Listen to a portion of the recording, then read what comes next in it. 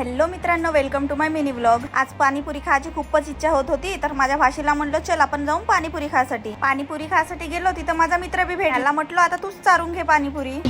कोणाकोणाला आवडते पाणीपुरी सांगा बरं।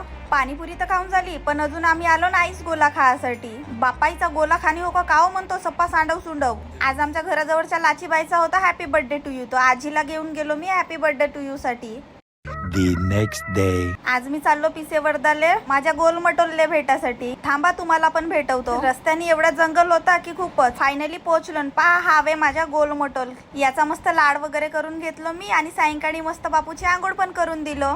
The next day. यांच्या गावाकडे खूपच जंगल आहे, तर ताईला म्हणलो चल आपण जाऊन कुड्याचं फुलं तोडासाठी। ताईने इकडे मस्त थैला विला पकडून कुड्याचे फुल तोडासाठी रेडी। पहा हा जंगलामध्ये मला का भेटलाय, ती पॅक कोण येऊन मारलं। आबा आम्ही तर इकडे कुड्याचे फुलं तोडायला आलो, पण ताईने इकडे तर पूर्ण झाडच तोडून टाकलं कुड्याच्या फुलाचा। पहा ना किती भयंकर जंगल आहे। रस्त्यात कोणीच नव्हते दिसत आमच्या तिघांशिवाय। जंगलामध्ये मस्त वेगवेगळ्या प्रकारचे झाडं वगैरे होते। कुड्याचे फुलं आमच्या गडचिरोली जिल्ह्यात खूप फेमस आहेत। या फुलांची भाजी वगैरे बनवतात। पहा आम्ही मस्त थैलाभर तोडून आणलो। सायंकाळी चंद्रपूर वरून आले माझे फॉलोअर्स मला भेटासाठी। हे गेले होते आरमोरी मध्ये, मी त्यांना तिकडे नाही भेटलो तर डायरेक्ट हे इकडे येऊन गेले। माझ्यासाठी मस्त गुलदस्ता वगैरे घेऊन आले होते।